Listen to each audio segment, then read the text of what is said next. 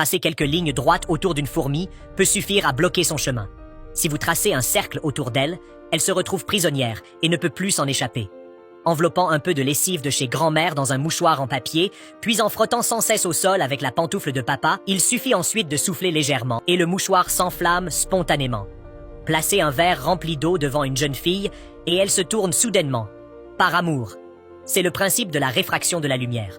S'il ne reste qu'une seule pile dans la télécommande, il suffit de relier les deux pôles avec un simple fil de fer pour qu'elle fonctionne normalement. En versant du riz bien rempli dans une bouteille et avec seulement une baguette, on peut soulever toute la bouteille. C'est la force de frottement. Comment soulever une bouteille d'eau avec une paille?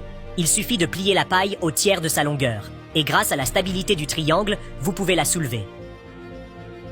En plaçant un ballon gonflé entre deux verres, on parvient même à les faire bouger. En allumant deux allumettes collées l'une à l'autre, elles brûlent comme deux amoureux inséparables. En faisant couler goutte à goutte de l'eau sur une pièce de monnaie, le volume d'eau finit par dépasser la surface de la pièce, sans pourtant déborder. C'est la tension superficielle. Disposez des bonbons colorés, type Skittles, en cercle sur une assiette, versez un peu d'eau au centre et un magnifique tourbillon arc-en-ciel apparaît.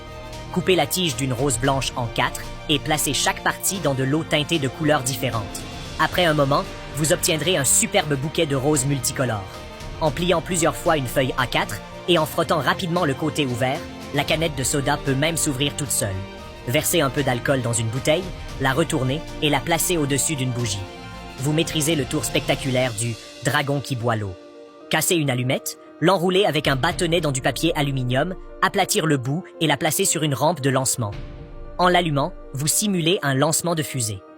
En enroulant du fil de cuivre autour de deux clés et en les reliant aux pôles positif et négatif d'une pile, vous fabriquez un petit couteau chauffant électrique maison. C'est la loi de la résistance électrique. Entre deux aimants, placez un morceau de papier, un clou et une pile. Connectez le fil entre la pile et l'aimant. Le papier se met à tourner.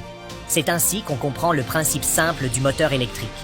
Plutôt que de laisser un enfant jouer à des jeux virtuels sur smartphone, mieux vaut l'accompagner pour réaliser ces petites expériences scientifiques réelles.